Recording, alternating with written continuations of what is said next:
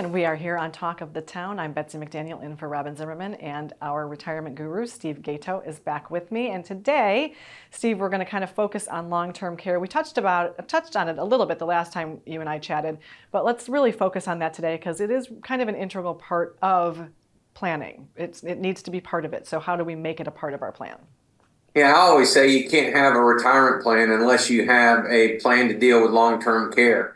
And working with clients for over 30 years, you can usually make the math work for your regular retirement plan if you don't look at long-term care.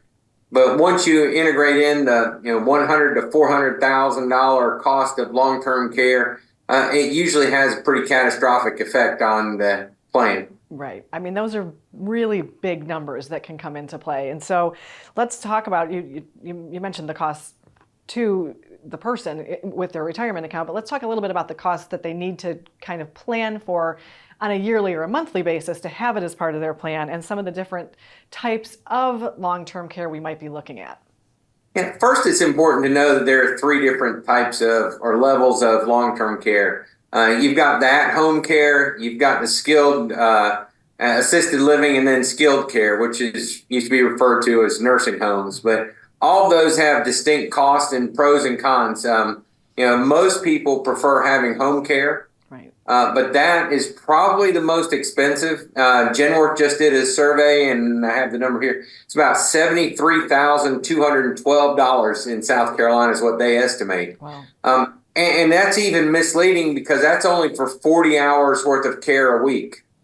And so when you look, if you have to have care 24/7, 365, you're at $219,000 a year for home care. So, if you want home care, you have to do a lot of planning in advance. Yeah. Assisted living is, where you don't have to have all the care, but you've got to have somebody that checks in on you. And that's the most affordable. That's about $55,000 in South Carolina.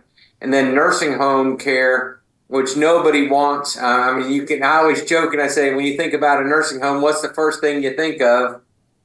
It's the smell. And nobody can get that out of their mind.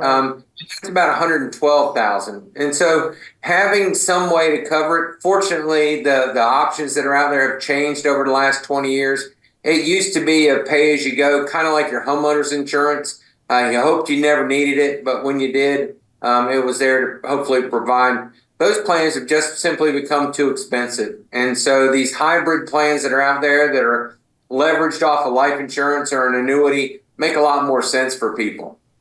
Okay, so that's really interesting because that is a big shift. And I think that may be more appealing to people because that does dovetail with their retirement plan already. So tell us, before we started filming, you said whatever way it is, you have to have it in some way in your plan. So how are these new plans, fitting into a retirement plan?